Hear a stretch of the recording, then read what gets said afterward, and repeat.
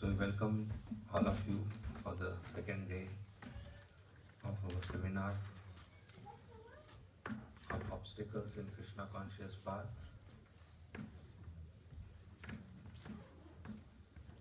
So yesterday we discussed the 5 attachments which holds the practitioner to go forward. It holds back the practitioner to go forward. And these 5 attachments need to be removed. And also, just cutting the attachment is not sufficient. We need to develop positive attachment to Krishna. So that's one broad category of obstacles. Another is the anarthas. Anarthas, artha means something desirable, profit. Anartha means not desirable, not profit. So anarthas are in the heart which are not desirable items, nasty things, dirty things, trash, lust, anger, greed, pride, illusion, envy. These are 6 anarthas. So we need to purify our heart to clean these anarthas. Otherwise these anarthas will stop us to go back home, back to Godhead. Entry not allowed if we have these anarthas. We will be sent back or quarantined, not allowed with these objects in spiritual world. Don't carry them. So these anarthas, they are very powerful. People commit sinful activities because of these anarthas and they end up in hellish planets.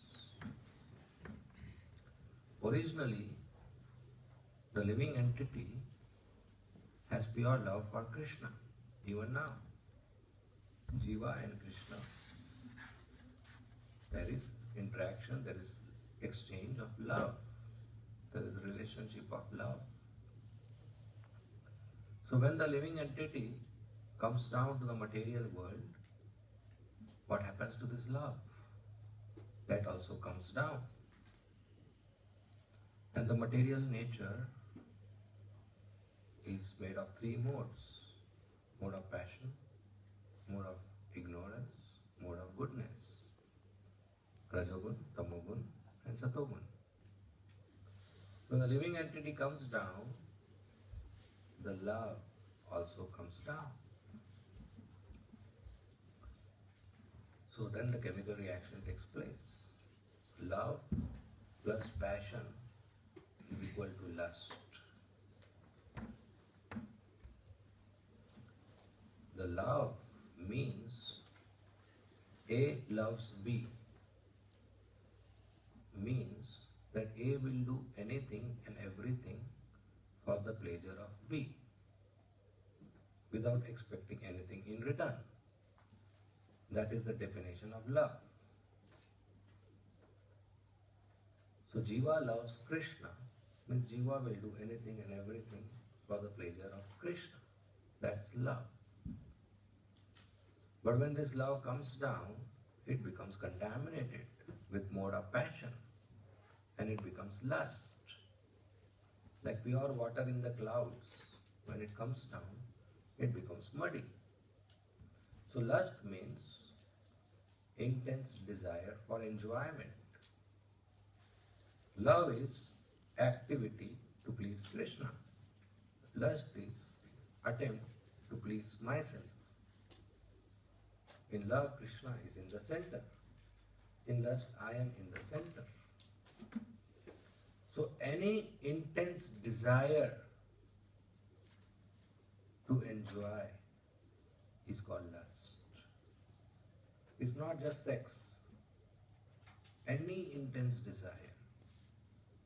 If a child has an intense desire for ice cream, that is lust for ice cream. If a young boy has an intense desire for a car, that's lust for car. person has intense desire for Apple phone, that's lust for Apple phone. That's lust. Intense desire to enjoy. And whenever we have a desire which is intense, what we do? We act to fulfill it. So there are two options. Either it will get fulfilled or it will not get fulfilled. So when we act and lust does not get fulfilled, it becomes anger. If it gets fulfilled, it becomes greed. The child wants ice cream, and if you don't give, he will cry, he will shout, he will speak in high volume. That's anger, frustration, wrath. And if you give, what will say? Thank you. He'll say one more. That's greed. Lust, anger, greed. What does Krishna say about them? These are super express highways to hell. No speed breaker, no toll tax, no traffic light. Straight hell. If you read your most popular newspaper, where all criminal activities are listed, it's all because of lust, anger, greed. Rape happens because of lust. Fraud happens because of greed. Murder happens because of anger. So these are symbols of sin. Very dangerous. A person commits sinful activities under the influence of lust, anger, greed. Not only that, if my lust is fulfilled in front of my friend or somebody else, I become proud. And others' lust is fulfilled in front of me, I become envious. So pride and envy are also generated through lust. And a person falls down in illusion. So these are 6 anarthas: lust, anger, greed, pride, illusion, envy. They are impure things. And we need to purify our heart if we want to go back home, back to Godhead. So at one stage, at one point, there are attachments and material desires. Another point, there are anarthas. Solution of both is same. Solution of both is to get attached to Krishna by the process of chanting and hearing. Prabhu Maharaj, he performed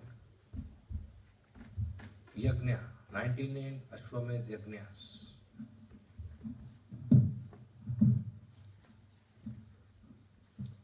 And by his performance of yajna, Lord Vishnu was pleased. So Lord Vishnu came down. It is said that generally when Lord Vishnu comes down, he doesn't touch his feet on the floor, on the ground. He is few inches above because he is pure. Earth is not so pure. Demigods also come down, they don't touch. But this time, Lord Vishnu, he kept his feet on the floor, on the ground, because he extended the amount of time than is scheduled. He came to give darshan to Prabhu Maharaj, and he was liking Prabhu Maharaj so much that he thought, okay, let me stay here for some more time. Unscheduled duration, he extended. So he told Prabhu Maharaj, I am very pleased with you, please ask some benediction. Prabhu Maharaj said, my dear Lord, you are husband of Lakshmi. I am aware that you can give anything and everything. But I don't want. I don't want anything. Big kings have come. They became the emperors of the whole planets. But where are they? Nowhere. So I don't want anything of this world. But Vishnu insisted, please ask something. Because Lord Vishnu is used to, when he comes down, he gives benediction. That is his usual formula. And if he breaks that formula, not good. His brand value will go down. People will think, nowadays not giving anything. He has to maintain his image. Say, please ask something. I have so much affection for you. Prithu Maharaj said, okay. If you want to give me anything, give me 1 million years. Strange request. 2 years we have. What he's asking, give me million years. Years.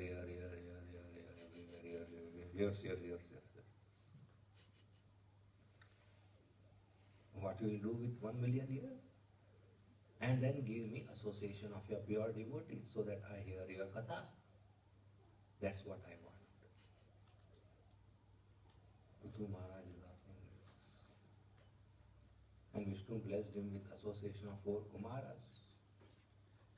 The 4 Kumaras, they came to the house of Prithu Maharaj. And Prithu Maharaj washed their feet, offered them an asana, asked them questions. And they responded, they did Krishna Katha. And whole citizens, all the Praja was so enlightened. And Prithu Maharaj folded his hands. He said, my dear 4 Kumaras, you have come to my house. I am so blessed. I give you my full kingdom to you.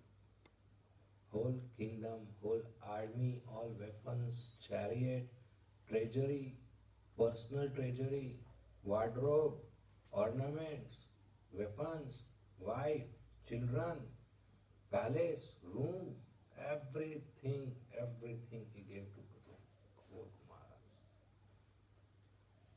That's how we should surrender. Nothing belongs to me, everything belongs to the spiritual master. And the 4 Kumaras accepted everything. And then they returned back as Mahaprasad. Said, you rule on our behalf. So hearing is so important. We see in whole Bhagavatam, anybody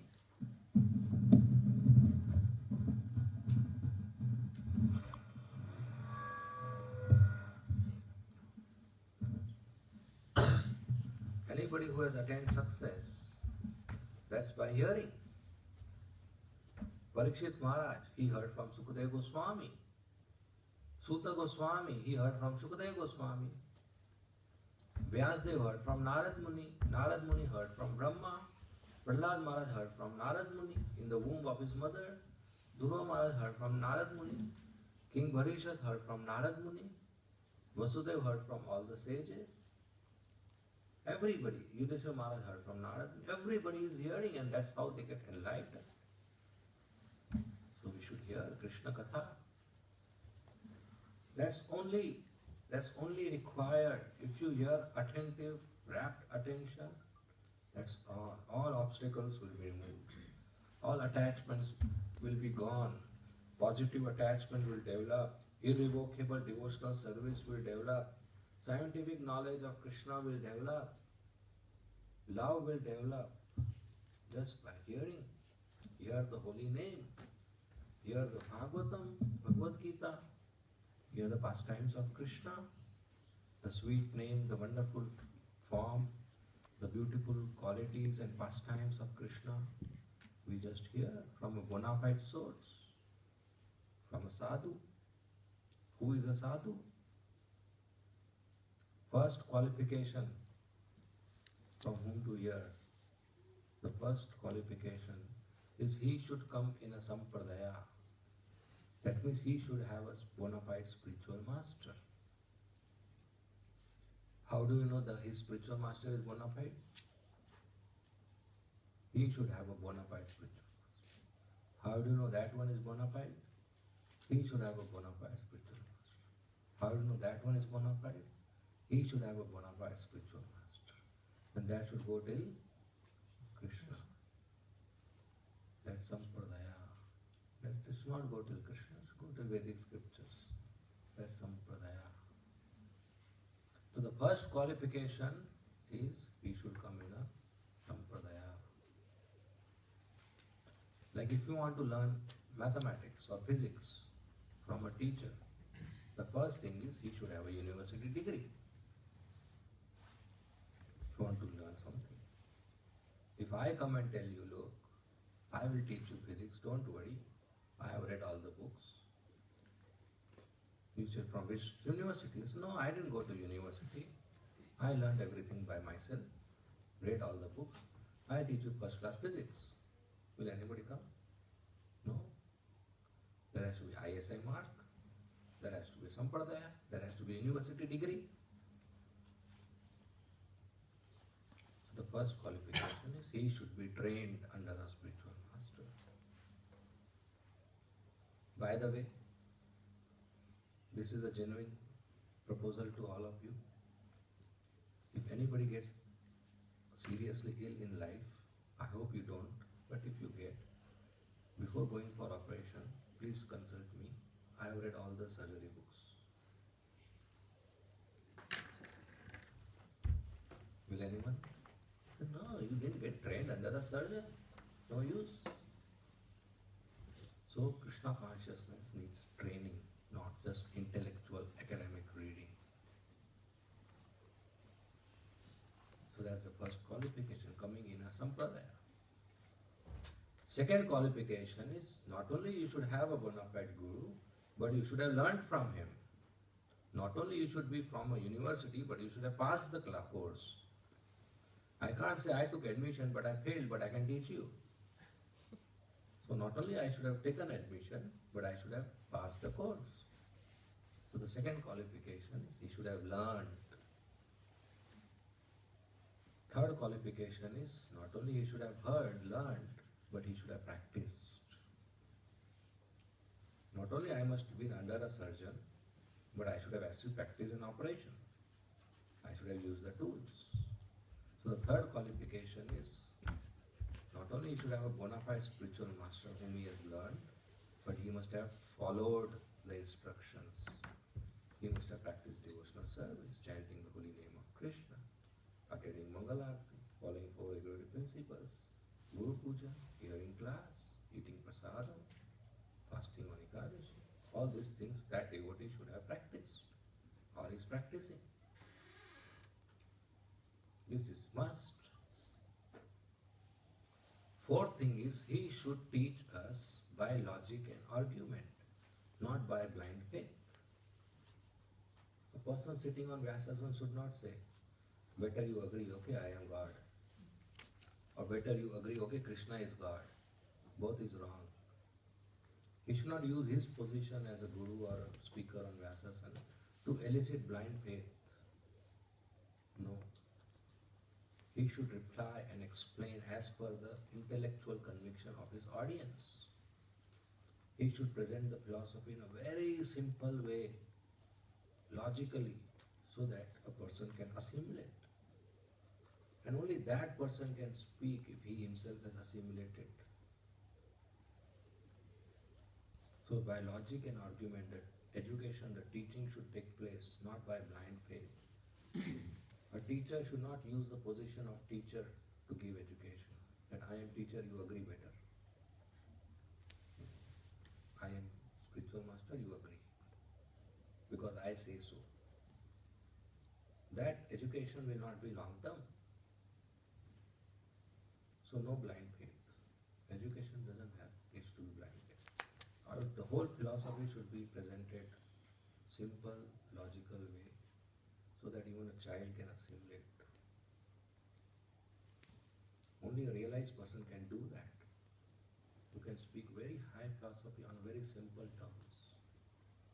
But if unnecessarily somebody sits on Vyasasana and complicates the whole thing, and all enthusiasm goes away, then what is happening? So fifth thing is he should walk his talk.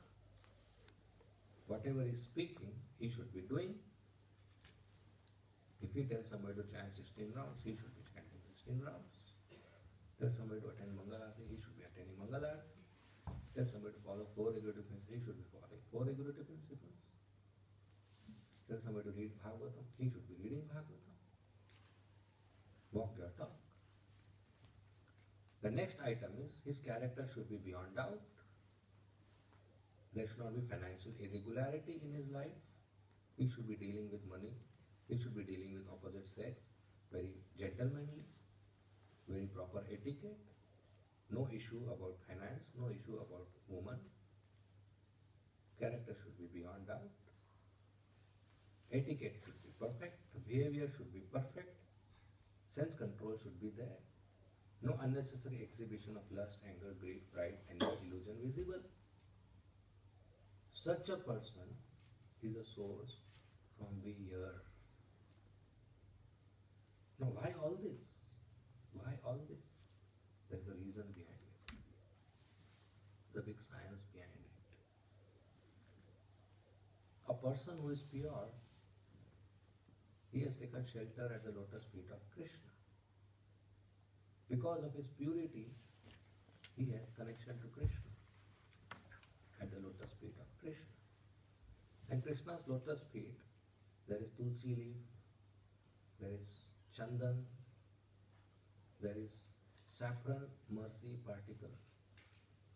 So, a person who has taken shelter at Krishna's lotus feet, he is in contact with these particles. So, when he speaks and we hear the sound from his mouth, that sound includes these particles. And those particles touch our consciousness and wake the soul up. If those particles are not present, only sound is present, will not act. Like email with attachment. Right? Sometimes we forget to put attachment.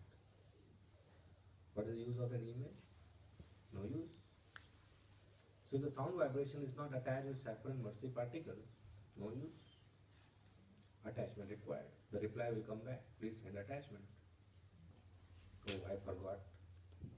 You forgot, okay, but if you don't have, what is the meaning? So pure source will contain these particles, and only these particles have tendency to wake us up to self-realization, that I am servant of Krishna. I should be chanting Hare Krishna. I should be hearing Bhagavatam. I should be attending Mangalarti. I should be going to temple. I should be giving charity. I should be offering volunteer seva. I am servant of Krishna. Wakes us up. And we need to wake up. So then purification takes place. And by this process we get attached to Krishna. Then 24 hours we get to think about Krishna, we chant Hare Krishna, we talk about Krishna, we hear about Krishna, we serve Krishna, we cook, we travel, we do shopping, we do cleaning, whatever we do in life, we do for Krishna. That's the attachment. And that comes about by hearing about Krishna. The essence of all advice is to 24 hours chant and hear the sweet names of Krishna, the beautiful description of the form of Krishna, the wonderful qualities of Krishna, and the wonderful pastimes of Krishna. That's the essence of all advice, under the guidance of a pure devotee of Krishna in Sri Vrindavan Dham. Everything in life is for this purpose. Even the profession, the occupation, the job we do, if it doesn't invoke attraction to Krishna, then that is shrama eva hi kevalam, useless waste of labor. Even this mic, if it doesn't help us to hear about Krishna, it's useless. Right? Otherwise, why is this here? The speaker is here so that it helps us to hear about Krishna. Otherwise, trash. So everything we do in life should invoke attraction towards Krishna. Then our anarthas will go away, then our attachment will go. So hearing from a bona fide source is very important. If you hear from a person who has some other seeds of material desires, lust, anger, etc., then his words carry those seeds. And when we hear, then those seeds get implanted. If he is offensive, then those offenses get implanted in our heart. So our faith, which is very small, with these impurities, it crashes. It's crushed. But if a small faith is watered with pure chanting and hearing, then the faith blooms. 100% faith is called love. Love is nothing else but faith, which is 100%. What is the difference between seed and fruit? But there is no difference. Seed, water gives you fruit. Right? No, but seed after some time will become fruit.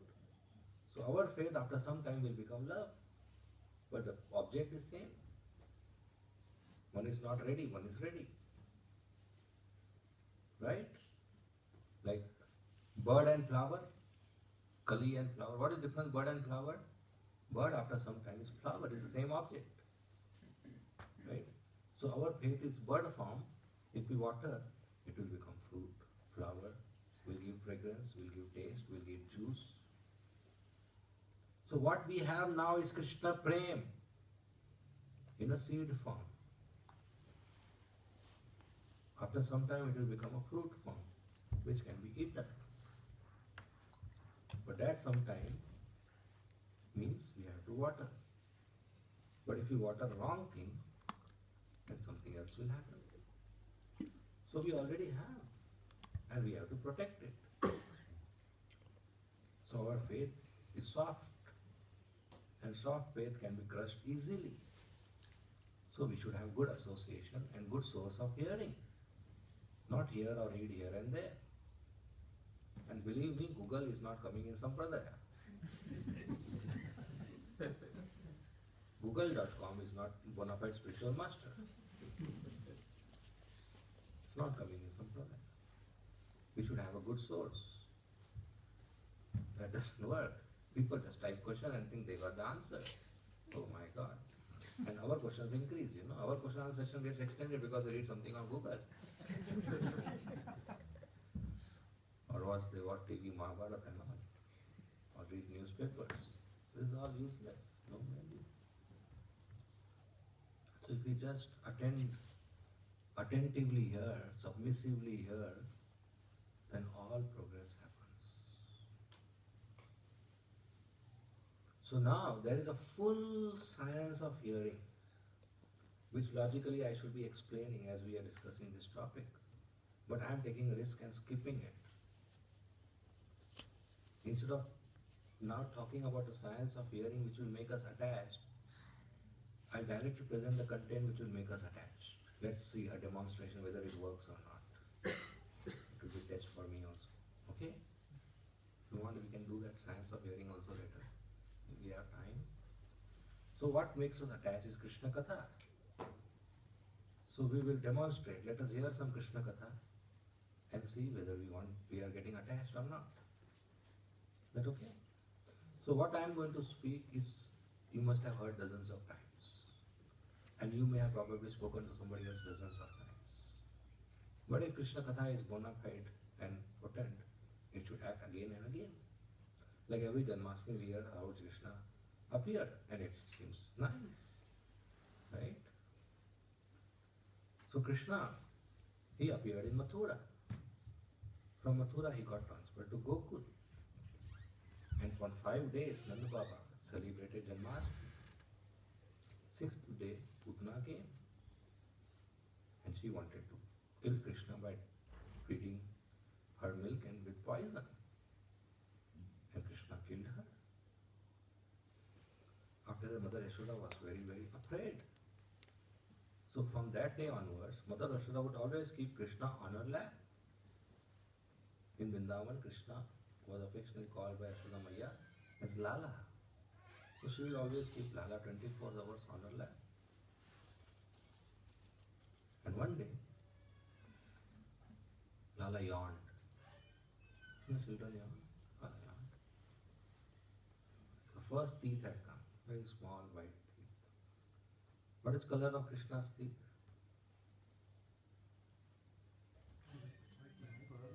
White like pearl. But if you anytime see, it will appear red. Because his lips are so red, they reflect on the surface of the teeth. And plus he chews pan, he likes pan. Keeps chewing whole day. that first teeth came, Yashoda Maya thought it's some milk stain, because he just drank milk. So she took her sari to wipe it. But she couldn't wipe. And then she understood, my Lala is growing. He got teeth. She became very happy. Generally, when the first teeth comes, children cry a lot. Very painful. But this was not the case. This was joyful. My boy is growing. So Yashoda Maya was sitting in the angan, in the courtyard. At that time, Kamsa sent Trinavat. Trinavat came as a cyclone, thinking that I will take Lala up in the sky and throw it down. He will crash land and finish. That was his plan. He came invisible because Putana came, couldn't kill, so he thought this way is better. So when Trinavat was coming, Lala thought, if he comes now, I am sitting on Maya's lap, he will take Maya also up. And that's not good, Maya will be in danger. So suddenly Lala became so heavy that Maya couldn't hold. And she thought, how come my energy is depleting? I am not able to carry my own child. And she took Lala and kept it right in the courtyard and went inside. No mother would keep child outside the house and go inside. But Krishna arranged this. She went inside. At that time, Trinavat came and took Krishna up. Krishna also wanted to have a joy ride. Nice, up. The main point was there were lots of apsaras above the clouds who wanted to see Krishna. And Krishna also wanted to see them and give his darshan. So Krishna used Trinavat. So Trinavat took up, and Lala went above the clouds and hi, bye to all the apsaras. Joy ride was finished. Then Krishna said, okay, now my joy ride is finished, we should go down. So he became heavy.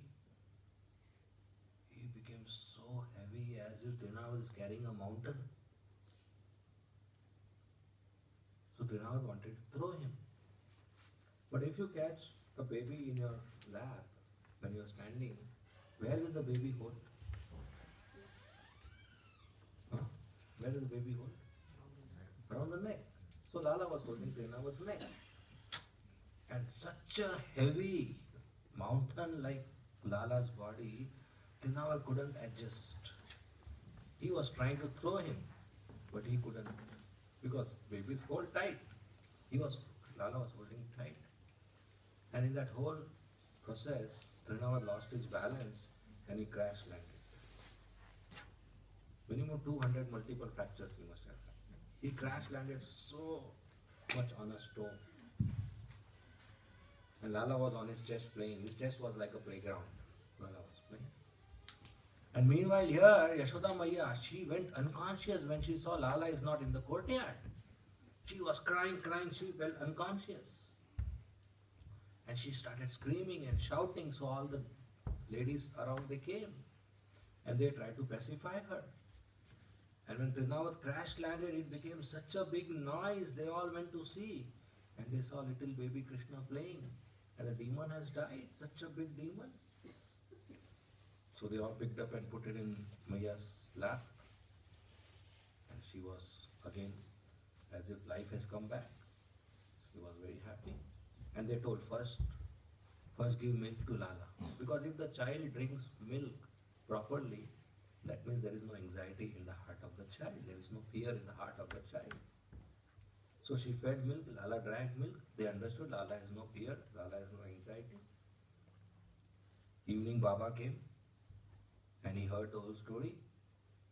He said, Maya, from today, Lala will not go out of the house. Don't take her out. Whatever toys you want, you purchase. If anybody wants to see Lala, they will come inside. If any babies want to come and play with Lala, they will come inside, but Lala will not go out. Any child will like this? Lala didn't like this restriction. I will not go out, what does this mean? So next day when Baba came, he was surprised. Maya's face was as if something big danger had happened. What had happened is Lala had yawned again. And when Lala yawned, she saw inside the mouse the sun, the moon, the earth, the solar system, the mountains, the rivers, the whole universe. And she was shocked to see the whole universe live telecast inside his mouth. At that time, Baba came. He said, Maya, what happened to you? Did you take Lala out? That's the first question he asked. Maya said, no, I didn't take out, but what is out is inside him.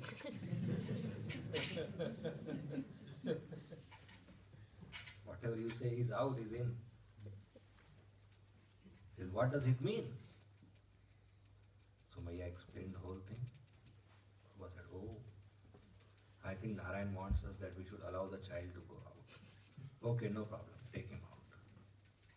So that's how Krishna, he managed to cut the restriction that he wants to play out. And then from lap, Krishna started crawling. They call Charan Vihar pastimes, crawling pastimes. And Krishna, Lala had ankle bells, payal they call, and they had little gungrus, would make nice noise. So when he would crawl, he would chum, chum. So from where it is coming, he was not aware. So he will turn back to see from where it is coming. Again, chum, chum. You go round, round, round, but you never know from where it is coming. And then he started walking. They taught him to walk. And as he was walking tiny steps, little bit he go, he will fall. He'll hit his bottom, he will cry. Maya will say, no problem, get up again, come here. And very speedily he will go.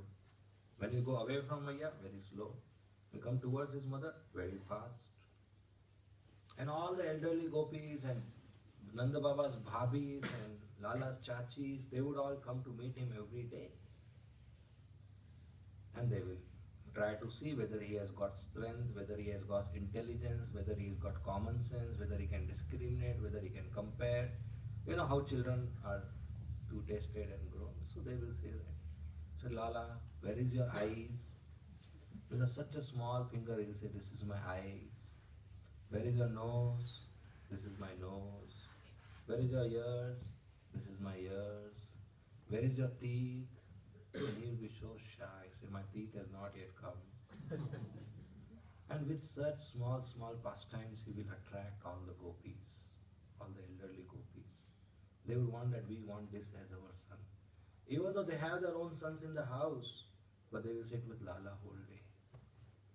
And that is when Lala started stealing butter and started from his own house. One day Yashoda Maya caught him red-handed. He had butter in his hand, in the godown, and there was a pillar. And Lala saw his own reflection in the pillar, and he thought some other boy is there. So immediately he gave butter to the pillar, saying, look, don't tell my mother, you also eat butter. At that time Maya caught, said, Lala, what are you doing? He got afraid. He said, Maya, this boy took your butter, so I took it back.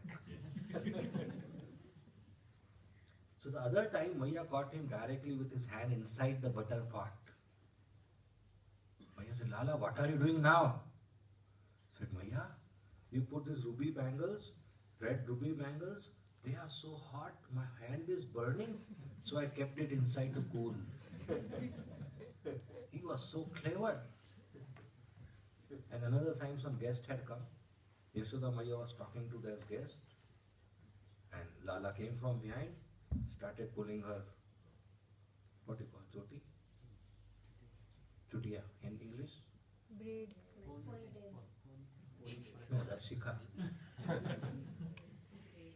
Braid. He started pulling her braid, and she was wearing sari on her head.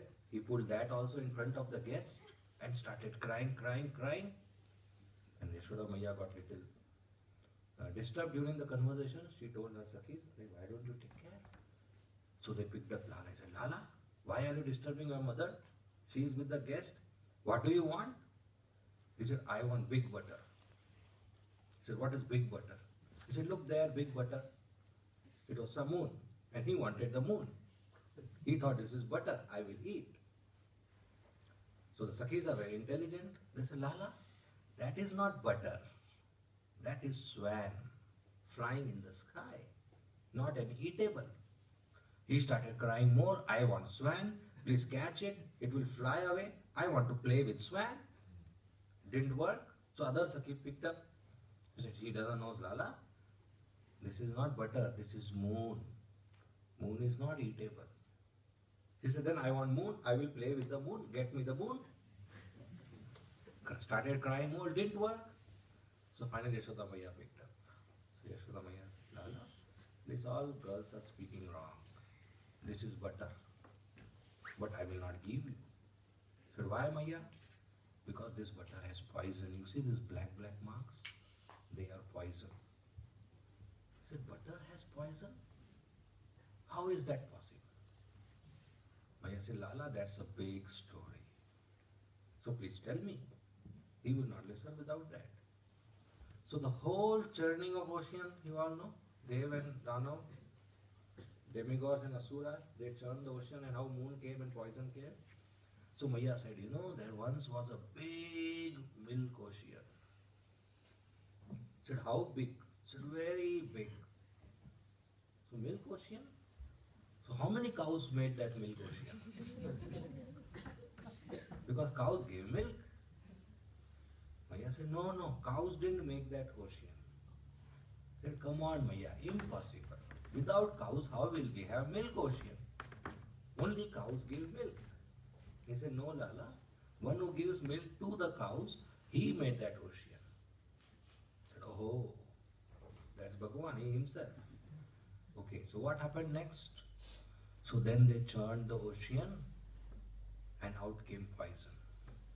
So how they churned? So just like gopis churn every day. Said, okay. And then this moon came. And this poison got mixed with the moon. So I will not give you this butter. And saying all this story, Lala slept. Morning he woke up. Maya said, Lala, have butter.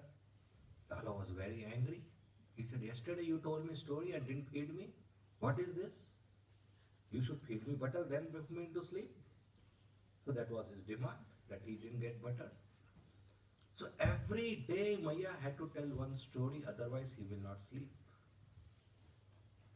One day Maya told Lala, I'll tell you a story which you have never heard in your life. Lala was surprised. What is this story I never heard? Then she said there was one demon called Hiranyakashipu.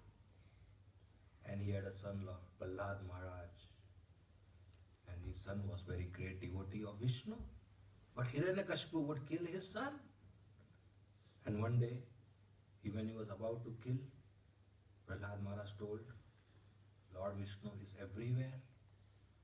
And Hiranyakashipu asked, is he in the pillar? Prahlad Maharaj said, yes. And Hiranyakashipu broke the pillar and out came Nrsimhadev. And Lala smiled. Oh, such a nice story. Sweetly smiled. So these pastimes were going on. Then Lala started going out of the house alone. He was very naughty. And the first thing he went after going out of the house was to make friends. He made a toli, team, group of friends. And the second thing he did after making a toli is told them, we will play a new game. And what is that new game? To steal butter. That was their favorite pastime. To go to Gopi's house and steal butter. And also once, there was a fruit vendor who came to distribute fruits. And Lala had seen his father giving grains and taking fruits. That's called barter system. So he thought, I will also do the same thing. He went to the kitchen, picked up some grains and ran. But some of the grains, most of the grains fell from his palm. Anyway, he had a small palm. So very few grains he had. So he went and gave, thinking now I'll not get anything, all fell down. But that fruit vendor saw the beautiful boy, so captivating beauty. She gave so many fruits. And she picked up her basket. And there were no fruits.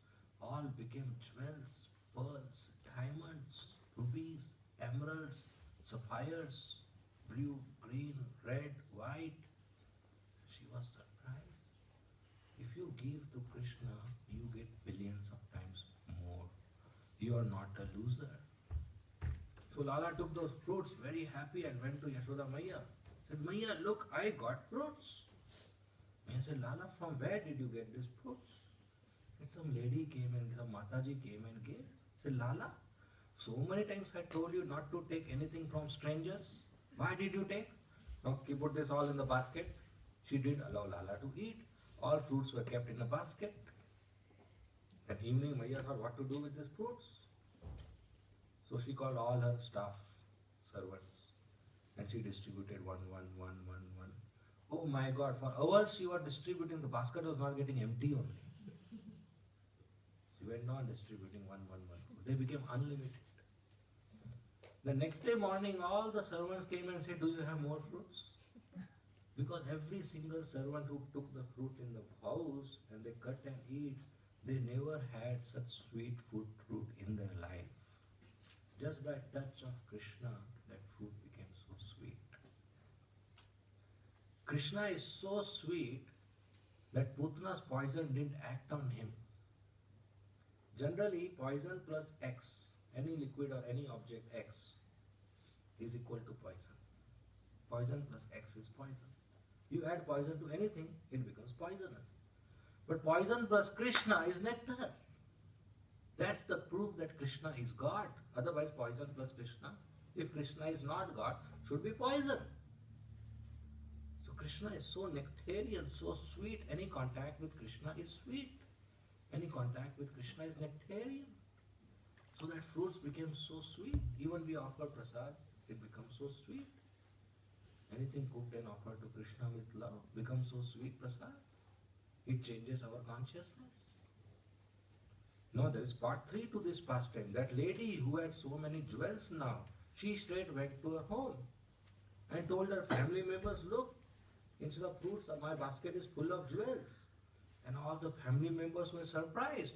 Somebody picked up a red ruby, said, this is mine. Somebody picked up a white pearl, this is mine. Somebody picked up a sapphire, this is mine. Blue emerald, this is mine.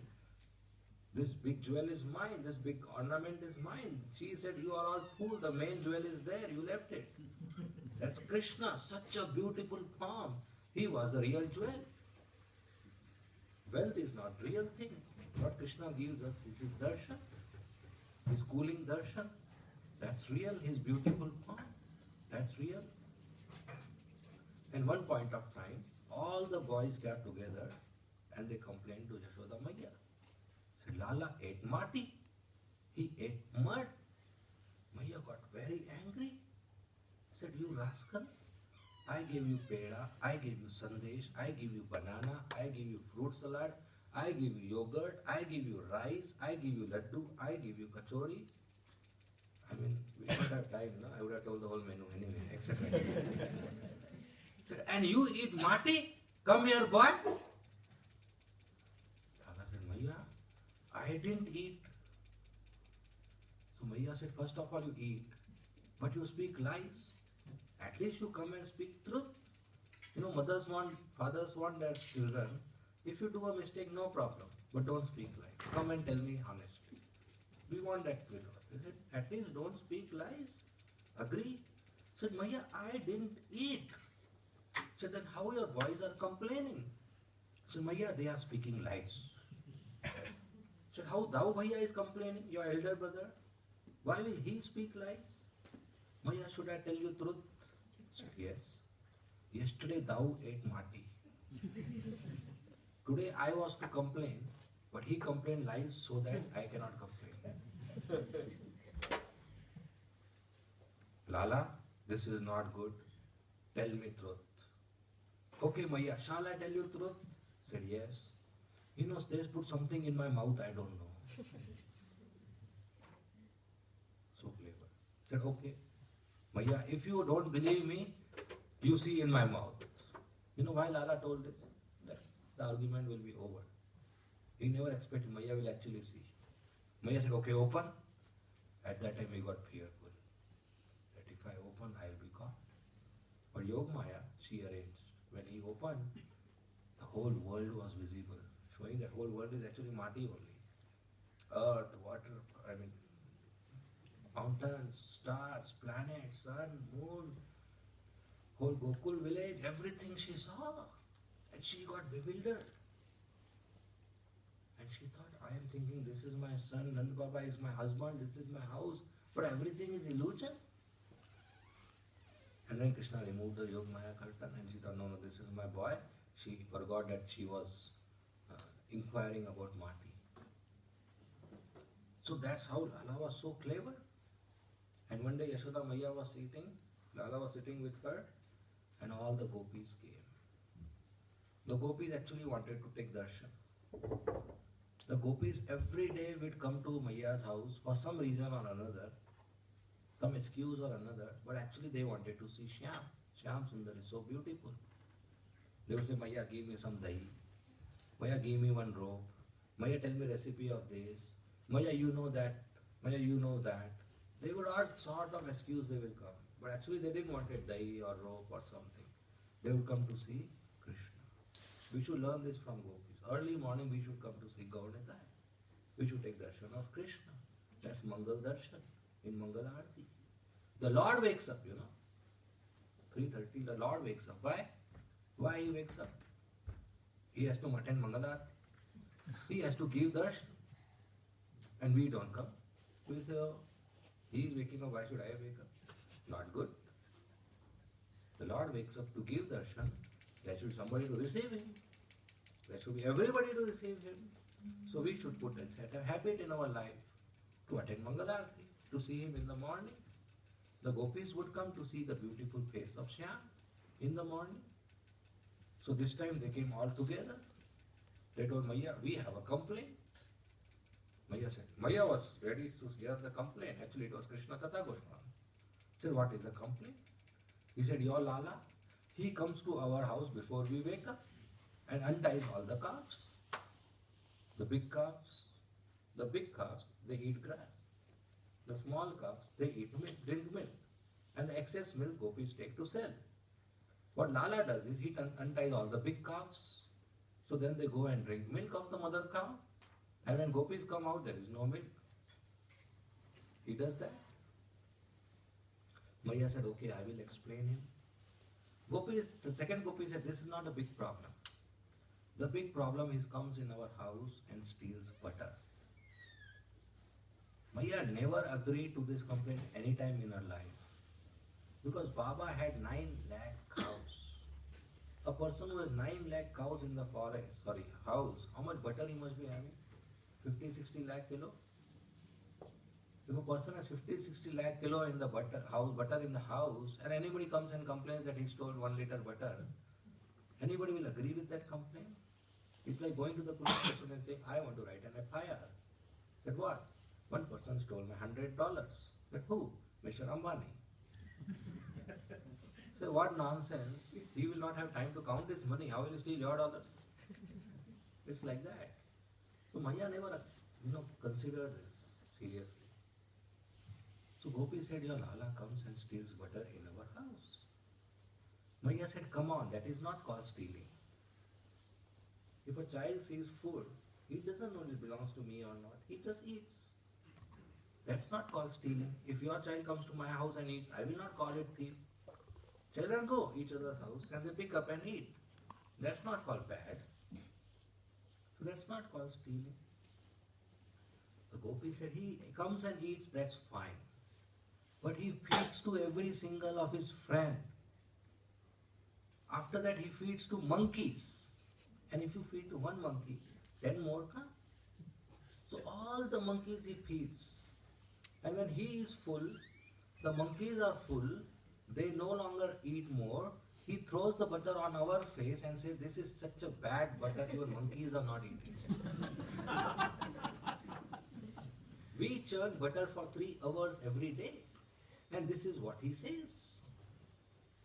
Maya says, it's your mistake. Why do you keep butter on a floor? You should tie butter on the ceiling. Then the children can't reach. They will not eat. The third gopi said, I tie up, but your Lala, he makes hole by throwing stones and drinks all the butter. And if he can't throw stone, if he can't make hole, he arranges all the furniture in my house and climbs. And if he can't do that, they make a toli, they climb on each other's shoulders, but they take butter. Maya said, this is your mistake. The butter, if it is visible, they will steal, they will eat, their children. You should put it in dark. If it is in dark corner where there is no light, they will not take. The next gopi said, I keep it in dark, but whenever your Lala comes in the room, everything becomes light because there are so many ornaments you put him. The ornaments are so much, pearls, diamonds, golden, everything becomes light. Maya said, okay, I'll remove all the ornaments, then okay. Said, no, because Lala's body is full of effulgence. Wherever he goes, the room becomes light. Maya said, still it's your mistake. You should lock your butter. If you're so valuable, lock it. Put the key with you. The gopi said, I lock my butter, but when he doesn't get butter, he does more masti. He urinates in the whole house. And he pinches my small babies so much that they cry for 3-4 hours whole day. And he runs away by pinching my babies and urinate in the whole house. So better he takes butter then. Maya said, okay, I will chastise him today. And Lala was sitting right there, hearing the all katha. And Maya saw, his face is so innocent. His smile is so sweet. Maya thought, oh, what will I chastise, poor boy. Which he did chastise. And the gopis were satisfied seeing Shyam Sundar. That is Krishna.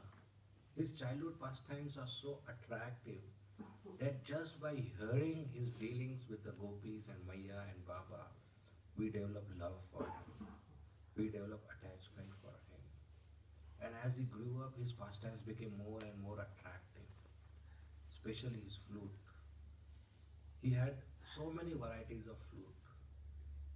A flute with 6 holes, a flute with 18 holes, a flute with 4 holes, respectively called Vamshi, Basuri, Venu, Murli. Then he'll have a golden flute. Then we'll have pearl ka flute. He'll have bamboo flute. He'll have marble flute. He'll have leaves ka flute, big flute, small flute, flutes used for cows called Akarshini, flute used for gopis called Sammohini, Anandvardhini, different types of flutes, different sizes of flutes, different material of flutes. And when Lala would play flute, the calves who were drinking milk of mother cow, the nipple is in the mouth, but they'll stop sucking. Now nipple is in mouth, but calf is not sucking. So much attraction towards the melodious flute. The calf will become like statue. And the mother cow, the big cow who has grass in the mouth, when they hear flute, they will stop chewing. Neither they will swallow, nor they will chew, nor they will spit. They will become statue. Such a melodious flute. And the deer who are running always, they become stunned. Peacock becomes stunned. And Yamuna river which is flowing will become solid. And rocks which are solid, they will become liquid. They will melt. Moving will become non-moving, and non-moving will become moving just by hearing Krishna's flute. So melodious he plays. The Gokul Vasis will be mesmerized. The cowherd men will be mesmerized. The gopis will be attracted. They will leave all their household work just to come and hear the flute. Not only that, the apsaras in the heavenly planets, they will get stunned. Their garlands will fall. Their garments will become loose. They become unconscious. The demigods, they will go unconscious. Lord Brahma, who is always meditating, nobody can break his meditation. His meditation breaks. He said, oh, what is this sound? This I didn't create. This seems to be foreign article. Lord Brahma didn't create this sound. And he created the whole universe. Everything inside the universe he knows. But this is something outside. This is imported mal. I didn't create. Came inside without tax. Brahma's meditation breaks. Lord Shiva's meditation, that breaks. The four Kumaras, they become agitated. Anansesh below, who is carrying all the planets, his meditation breaks. Whole universe Krishna controls just by playing flute. And what is a flute? A hollow bamboo stick. A stick without any mal inside, hollow. And having holes, defective piece. An object having nothing material inside and having holes, that's defective piece. But that holes and by that hollow stick, Krishna controls the whole universe. People are using bombs and tanks to control the whole universe, not working. And here Krishna, what is he doing? Just blowing air. Just blowing air, he is controlling the whole universe. That's God. And I'll tell you something more than that. Once Krishna was playing flute and Radharani came from the other side. And she is so beautiful that seeing her, the flute from Krishna's hand fell down. But he didn't realize, he continued blowing air in space. That's her beauty. She controls Krishna. So that's Krishna who controls the whole world just by playing flute. And he's so beautiful. The gopis, when they see Shyam, they chastise the creator Brahma. Says, Brahma, no good. Good, he gave us eyes to see Krishna. But he made eyes blinking.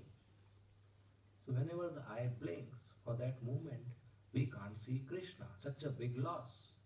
So he should have made non-blinking eyes. So gopis realize the eyes are blinking. Do we realize? Because they want to see Shyam so much. So much is his beauty. And then they say this Brahma, I think he has not seen Krishna. Because if Brahma had seen Krishna, he would have not given us 2 eyes, he would have given us 1,000 eyes. Because with 2 eyes it's not sufficient. We should have 1,000 eyes all over the body to see Krishna. Ears should be eyes, nose should be eyes, all senses should be able to see. Then only there is some satisfaction. 2 eyes not sufficient, inadequate to see Krishna. That's the beauty of Krishna. Krishna is so beautiful that once he was walking in Dwarka. And Dwarka, all the palace is very opulent, pearls and diamonds are there. You can see your own face. They act like mirrors. So walking, Krishna on one pillar saw his own face. And he stopped. Oh, who is this beautiful boy? He is so beautiful, he got attracted to his own beauty. And realization of Krishna's beautiful form is the next step. Nam, Roop, Gun, Leela. One who hears the holy name of Krishna without offenses, he realizes the beautiful form of Krishna. And after that he realizes the wonderful qualities of Krishna. And then he realizes the wonderful pastimes of Krishna. That's the progressive chanter. A chanter who chants, he gradually progresses from Nam, Roop, Gun, Leela. These all 4 are one, not different from each other. But they are progressive realizations as we keep on chanting. So there is lots of scope of growth in Krishna consciousness. It's not just recitate 16 rounds every day mechanically and finish. There's lots of realizations, there's lots of promotion, there's lots of participation. This is very, very transcendental, dynamic, scientific process. So if we keep hearing like this, we'll get attached to Krishna.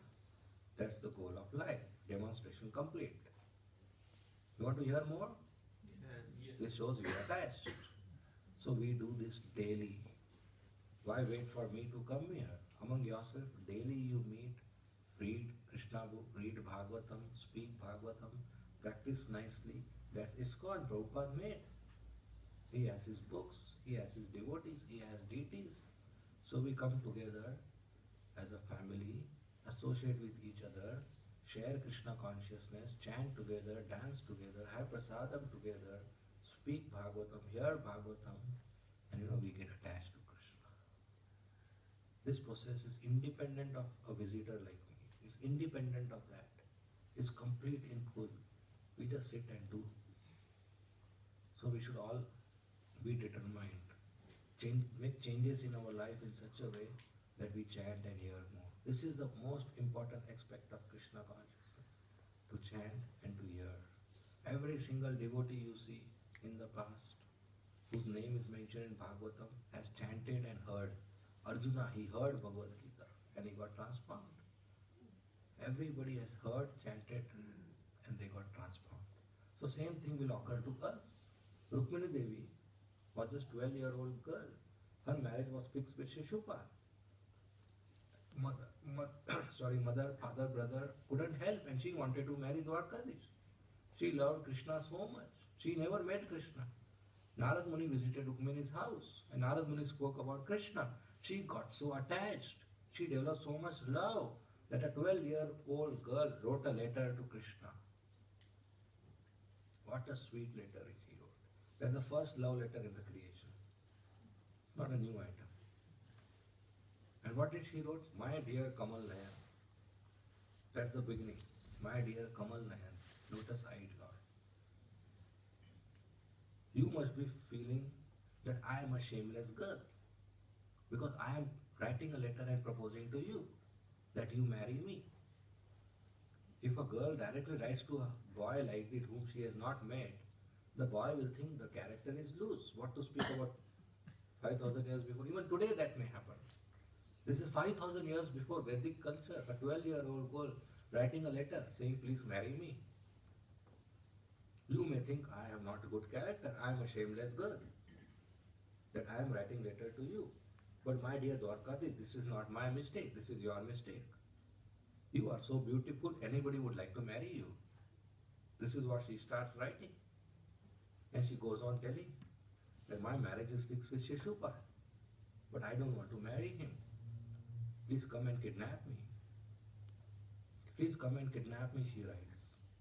Then she writes the plot, how to kidnap, where to kidnap, what time to kidnap.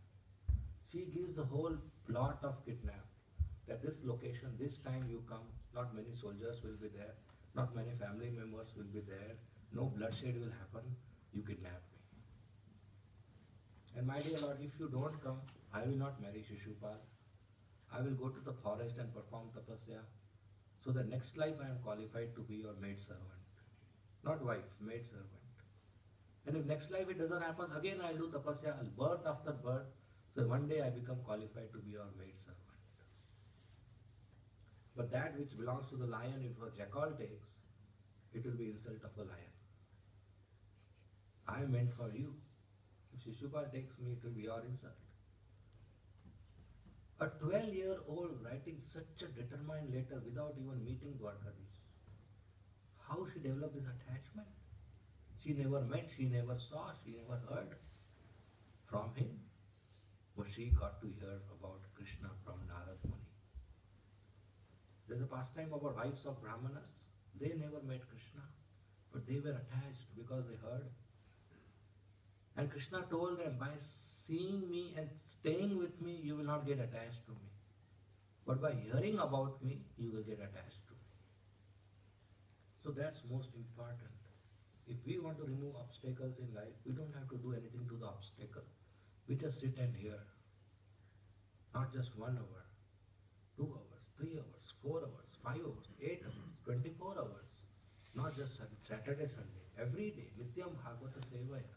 Every day if we sit and hear. Now the point is, I am working in Australia, Western country. Your brahmachari is easy to do and tell. So okay, at least let us increase.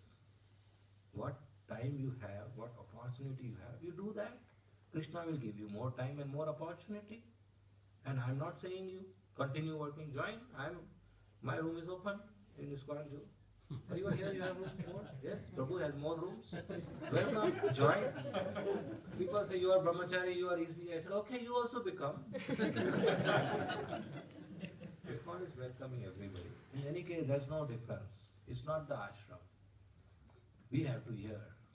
We create opportunities to hear. We create opportunities to read. Decrease all other unnecessary events in life, activities. Forget this TV, forget this newspaper, forget this magazine, forget this novel, forget this mobile, WhatsApp, this, that.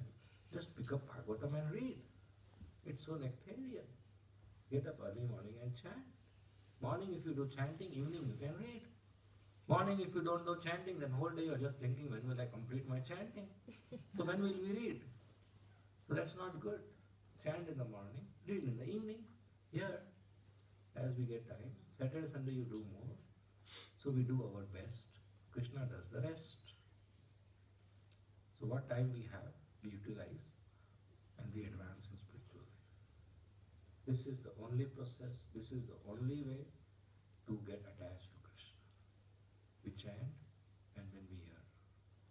And we have all the books, we have all the nowadays audios, YouTube or MP3 player, whatever. We have all the facilities. So we should do it.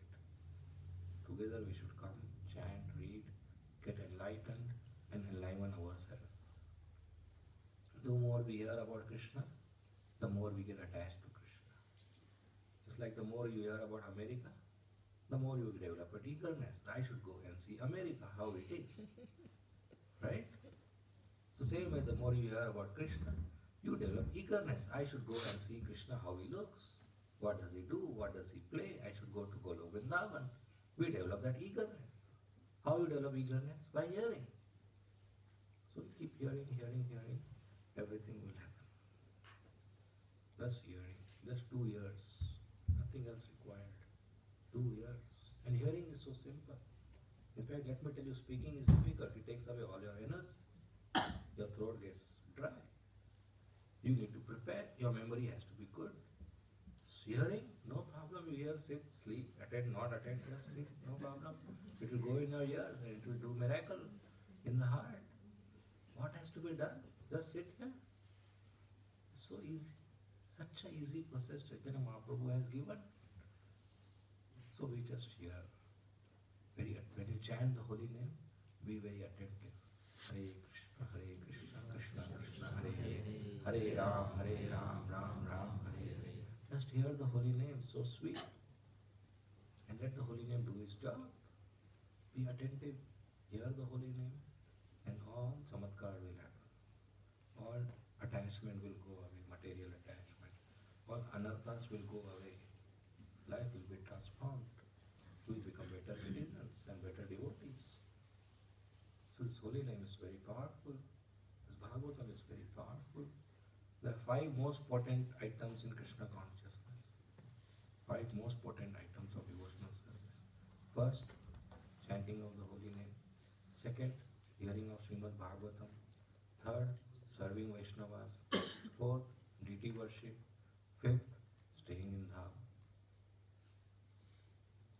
So staying in Dham, okay, when we go rest, we can do. We can chant, we can serve Vaishnava, we can hear Bhagavatam, and we can worship the deities. So we do this 5. Even doing 1 will go take us back, come back to Godhead. But that's a full package, we do everything together. And that works. So we request all of you to do nice chanting, regular hearing, reading, and that's how we grow in spiritual life. Okay? We'll end here. Thank you very much. Srimad Bhagavatam ki jai. Srila Prabhupada ki jai. Hare Krishna. If there are any questions or comments, we will take.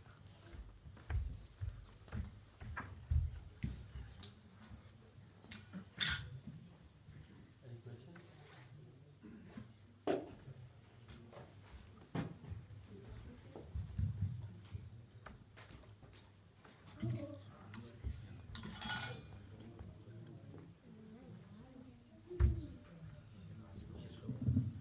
Prabhu's question is relating to last week's lecture. You said when we come to the temple for Mangala Aarti and we do all the different things, that we do 55 things and there's 64 that generally we have, that we do. I was just wondering what the 9 things are that we don't do. No, it's not that we don't do. It's not part of the morning program. Like they say, not making lots of disciples, not reading lots of books. These are also the items. This is not applicable to everybody. All right. Yeah, that's also. Something like that. All right. Some are going to Dham, fasting on Kartik time in Vrindavan. Those are part of 64 items. So that is not applicable to